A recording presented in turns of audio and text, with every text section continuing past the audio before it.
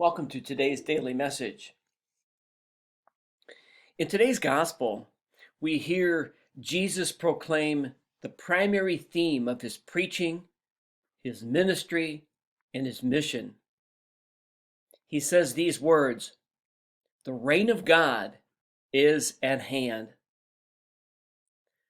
What did Jesus mean when he said these words? He was speaking in the context of an Israel that had been under foreign domination for the better part of 500 years. And so when Jesus talks about the reign of God, he's talking about how God's sovereignty will be restored in Israel and that it was coming very soon and that he would be God's agent in helping to bring it about.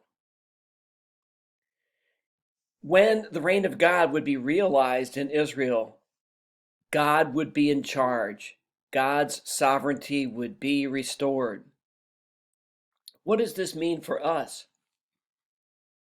We believe as Christians that the reign of God is at hand here and now. We live in such a way that we believe that God is in charge, not just of Israel, but in charge of the world. But one of the things that Jesus talked about when he talked about the reign of God is that God was not going to just swoop down and make everything fine and make everything okay. That God was waiting for his people, his believers, to make the reign of God a reality. And so God is waiting for us today to make the reign of God a lived reality. Throughout this week, the Gospels will be telling us about how Jesus believed the reign of God would take shape in Israel.